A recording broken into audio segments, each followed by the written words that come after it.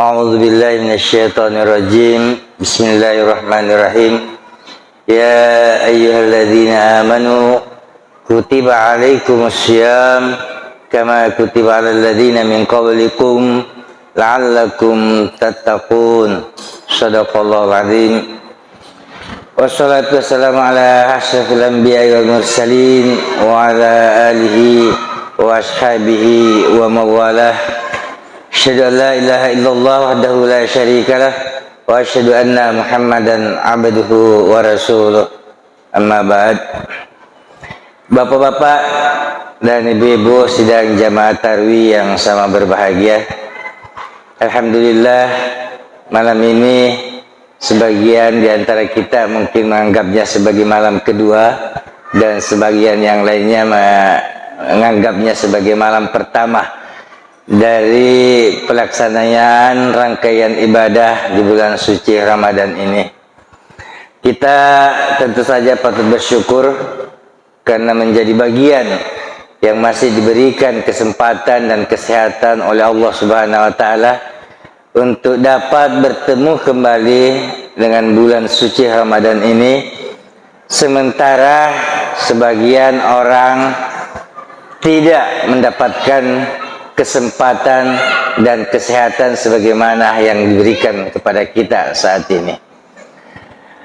Bapak-bapak dan ibu-ibu sidang jamaah tarwih yang sama berbahagia, pada dekade 80-an ada satu kelompok musik legendaris yang berasal dari kota Bandung yang memiliki sangat banyak penggemar di seluruh Indonesia, bahkan sampai ke luar negeri.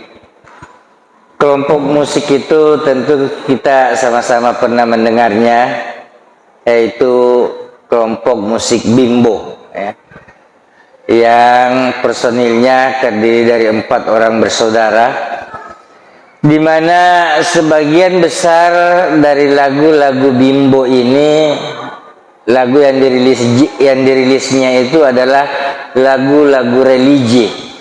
Dan hampir semua lagu-lagu religi yang dirilisnya adalah merupakan ciptaan dari seorang penyair, seorang pujangga yang masih hidup sampai sekarang yang bernama Taufik Ismail.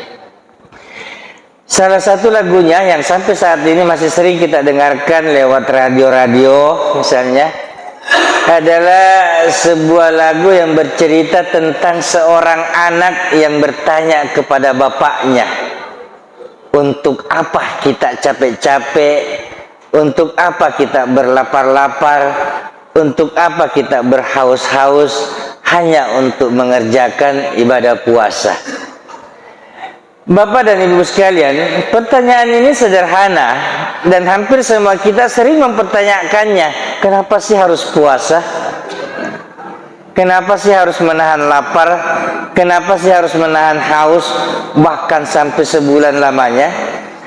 Sederhana sekali pertanyaan ini, tetapi kalau kita menemukan jawabannya dan kalau kita memahami jawabannya, maka kita akan merasakan manfaat daripada puasa itu.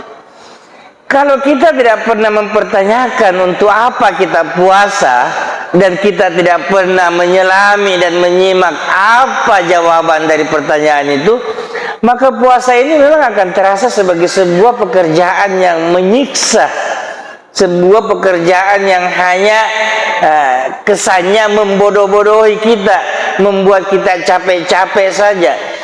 Tapi kalau pertanyaan itu sering kita munculkan dan kita temukan jawabannya dan kita pahami jawabannya, maka insya Allah puasa ini akan terasa nikmat dan puasa ini akan menjadi ringan rasanya. Bapak dan ibu sekalian, kita sudah sering ya, sudah bertahun-tahun kita melewati bulan Ramadan. Dan hampir setiap malam kita mendengarkan ceramah-ceramah, tausiah-tausiah, penjelasan-penjelasan tentang ibadah puasa ini. Allah Subhanahu wa taala di dalam Al-Qur'an secara tegas menjawab pertanyaan tersebut, bahwa puasa itu Ya ayyuhalladzina amanu kutiba alaikumussyam kama kutiba alal ladzina min qablikum la'allakum tattaqun. Tujuan daripada puasa itu agar supaya kamu bertakwa. Predikat takwa adalah merupakan tujuan daripada ibadah puasa itu. Yang menarik dari ayat ini, Bapak dan Ibu sekalian, adalah bahwa kata-kata la'allakum tattaqun, agar supaya kamu bertakwa, itu menunjukkan bahwa tidak semua orang yang berpuasa itu akan mendapatkan secara otomatis predikat takwa itu. Tidak semua orang yang berpuasa itu lantas akan menjadi orang-orang yang bertakwa. Karena antara kata-kata asyam, kata-kata puasa dengan kata-kata takwa, itu diantarai dengan kata-kata la'allakum, agar supaya kamu. Dalam ilmu nahu, dalam ilmu bahasa Arab, kata-kata la'allakum ini disebutkan sebagai harfut taraji namanya, huruf pengharapan. Artinya sebuah harapan bahwa melalui puasa ini kita berharap untuk menjadi orang yang bertakwa. Jadi bisa saja kita berpuasa tidak mendapatkan predikat takwa itu, tapi hanya lewat puasalah salah satu cara untuk mendapatkan predikat takwa itu. Oleh Imam As-Suyuti rahimahullah, beliau menjelaskan bahwa takwa yang menjadi tujuan daripada pelaksanaan ibadah puasa itu memerlukan sebuah kesungguhan yang benar-benar serius, kesungguhan di dalam menunaikan rutinitas ibadah puasa di bulan Ramadan ditambah dengan ibadah-ibadah yang lainnya. Kalau tidak ada kesungguhan, maka harfut taraji atau kata-kata la'allakum di dalam kalimat atau firman Allah Subhanahu wa taala ini tidak akan terbukti. Dibutuhkan sebuah kesungguhan. Nah, pertanyaannya sekarang, bagaimana bentuk kesungguhan yang harus kita lakukan di dalam melaksanakan ibadah puasa di bulan Ramadan ini? Bukankah yang namanya puasa itu sekedar menahan lapar saja di siang hari? Bukankah yang namanya puasa itu sekedar menahan haus, sekedar menahan ini dan menahan itu, tidak melakukan ini dan tidak melakukan itu di siang hari?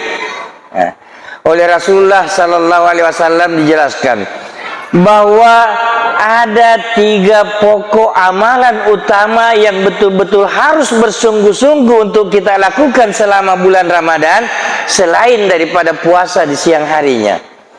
Ketiga amalan pokok ini adalah merupakan amalan yang betul-betul sangat menentukan apakah puasa ini akan mengantarkan kita untuk mencapai derajat takwa atau tidak. Kalau ketiga amalan pokok ini tidak kita kerjakan dengan bersungguh-sungguh, maka puasa yang kita kerjakan tidak akan bisa mengantarkan kita mencapai derajat takwa tersebut. Apa ketiga amalan pokok tersebut? Bapak dan Ibu sekalian sidang jamaah tarawih yang sama berbahagia, dalam banyak hadis disebutkan bahwa di antara 3 amalan pokok selama bulan Ramadan, yang pertama adalah meningkatkan ibadah sholat kita. Itu yang pertama, meningkatkan ibadah sholat kita. Yang namanya meningkatkan berarti sesuatu yang sudah ada tapi harus kita tambah. Bukan meningkatkan namanya kalau belum ada lantas kita kerjakan, tapi meningkatkan artinya sesuatu yang selama ini sudah kita kerjakan harus ditingkatkan di bulan Ramadan ini. Apanya yang harus ditingkatkan? Yang harus kita tingkatkan adalah kuantitasnya, jumlahnya atau jumlah rakaatnya. Kalau selama ini yang kita kerjakan adalah salat rawatib, salat fardu yang terdiri dari 17 rakaat, maka selama bulan Ramadan ini Rasulullah menganjurkan kita untuk meningkatkan jumlah rakaatnya. Apa jumlah rakaatnya? Banyak sekali. Kalau kita buka lembaran-lembaran hadis Rasulullah sallallahu alaihi wasallam yang bercerita atau yang menyebutkan soal salat, banyak sekali jenis salat-salat sunat. Tetapi yang paling utama adalah salat sunat rawatib yang jumlahnya 12 rakaat. Itu yang harus kita lakukan di bulan Ramadan ini. Meningkatkan ibadah salat berarti melengkapi sholat fardu kita yang 17 rakaat itu dengan sholat sunat rawatib yang jumlahnya adalah 12 rakaat. Apa-apa saja yang 12 rakaat itu, Bapak dan Ibu sidang jamaah tarawih yang sama berbahagia, ke-12 rakaat salat sunat rawatib itu yang disebut dengan salat sunat rawatib adalah salat sunat yang melekat, ya, yang melekat dengan salat fardu, yaitu salat sunat 2 rakaat sebelum subuh, kemudian salat sunat 4 rakaat sebelum duhur, berarti sudah 6, kemudian salat sunat 2 rakaat sesudah maghrib, 8, salat sunat sesudah duhur 2 rakaat sudah 10, dan salat sunat sesudah isya jumlahnya 12 rakaat. Itu yang disebutkan sebagai salat sunat rawatib. Ada yang berpendapat bahwa ada juga salat sunat sebelum asar. Iya, tapi itu bukan salat sunat rawatib. Dia adalah salat sunat mutlak namanya, salat sunat biasa. Tapi salat sunat rawatib itu tidak melekat pada salat asar, tetapi dia hanya melekat 2 rakaat sebelum salat subuh, 4 rakaat sebelum salat duhur, 2 rakaat sesudah salat duhur, 2 rakaat sesudah salat maghrib, dan 2 rakaat sesudah salat isya. Kita bisa saja mengerjakan salat sunat sebelum maghrib, sebelum isya, sebelum asar, sah-sah saja. Tapi itu tidak termasuk dalam salat sunat rawatib. Nah, amalan pokok yang dianjurkan oleh Rasulullah untuk kita kerjakan selama bulan Ramadan ini adalah melengkapi salat fardu itu dengan salat sunat rawatib.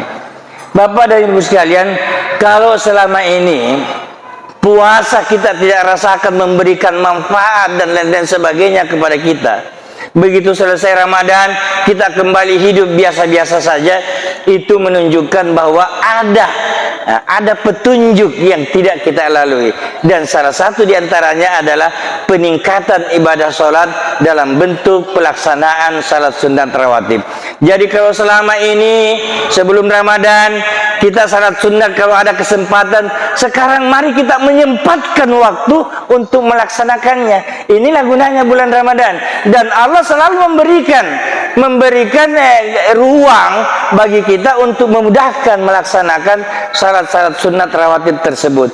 Jadi kalau misalnya selama ini mendengar azan kita tunggu waktu qomat baru ke masjid, maka mulai sekarang marilah kita bergegas untuk ke masjid begitu waktu, supaya sempat melaksanakan salat sunat ini. Insya Allah, jangankan 30 hari, ada ulama yang mengatakan 10 atau 15 hari saja kita kerjakan secara rutin, secara lengkap ini, maka kita akan rasakan sesuatu yang ajaib pada diri kita. Mungkin kita tidak bisa merasakannya secara langsung, tapi orang lain akan melihat ada perubahan pada diri kita apabila ini benar-benar bisa secara konsisten kita laksanakan selama bulan Ramadan ini. Kemudian amalan yang kedua adalah memperbanyak interaksi kita dengan Al-Quran. Kalau selama ini kita tidak pernah mengaji, tidak pernah membaca-baca Al-Quran, ya marilah kita paksakan, dan marilah kita membuat target bahwa selama Ramadan ini insya Allah kita targetkan untuk khatam minimal 1 kali saja selama bulan Ramadan. Bapak dan Ibu sekalian, kalau berbicara mengenai Al-Quran, membaca Al-Quran, itu pahalanya, ganjarannya luar biasa sekali. 1 huruf saja dari setiap Al-Quran yang kita baca, itu sudah melahirkan 1 pahala.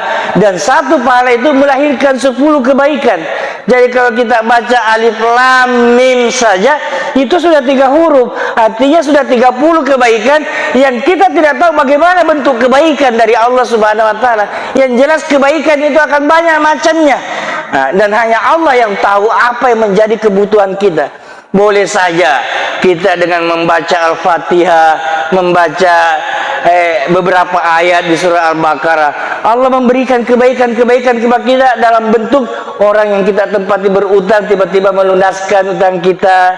Ada keluarga yang sakit tiba-tiba disembuhkan padahal dokter sudah menyerah. Ada masalah-masalah yang selama ini pelik dan susah untuk kita selesaikan, tiba-tiba terselesaikan dengan sendirinya hanya dengan membaca Al-Quran. Jadi kita baca saja, insya Allah dengan membaca Al-Quran, semakin banyak yang kita baca Al-Quran, maka semakin banyak kebaikan yang bisa kita dapatkan dari Allah Subhanahu wa Ta'ala. Bagaimana bentuknya? Kita serahkan kepada Allah, karena Allah lah yang paling tahu apa yang menjadi kebutuhan kita. Ini yang kedua. Kemudian yang ketiga adalah memperbanyak atau meningkatkan infak atau sedekah kita selama bulan Ramadan ini. Kalau selama ini kita hanya menginfakkan 25.000 per bulan lewat Paskas misalnya, marilah kita tambah-tambah jadi 50.000, kita tambah jadi 100.000. Kalau selama ini kita berinfaknya hanya sekali sebulan, marilah kita merencanakan untuk berinfak setiap hari. Dan yang namanya berinfak, Bapak dan Ibu sekalian, tidak melulu harus dalam bentuk uang. Berbagi kepada sesama tidak selamanya harus dalam bentuk uang. Banyak rezeki Allah Subhanahu wa Ta'ala pada diri kita yang bisa dan pantas untuk kita bagikan kepada orang lain. Kita senyum saja kepada sesama kita, itu sudah merupakan sebuah sedekah yang nilainya sama dengan sedekah uang di mata Allah Subhanahu wa Ta'ala. Nah, Bapak dan Ibu sekalian yang saya berbahagia, ini 3 amalan utama yang tidak boleh kita remehkan, karena ketiga amalan ini merupakan rangkaian ibadah yang akan melengkapi puasa yang kita kerjakan di siang hari untuk mengantarkan kita menjadi orang-orang yang bertakwa, la'allakum tattaqun, sebagaimana yang dijanjikan oleh Allah Subhanahu wa Ta'ala. Semoga Allah memberikan rahmat dan hidayahnya kepada kita dan memudahkan kita untuk melaksanakan ketiga amalan ini mulai dari hari ini dan seterusnya selama bulan Ramadan, dan insya Allah kita akan rasakan manfaatnya dalam bentuk ketakwaan yang lebih meningkat lagi kepada Allah Subhanahu wa Ta'ala. Hadanallahu wa iyyakum ajmain. Assalamualaikum warahmatullahi wabarakatuh.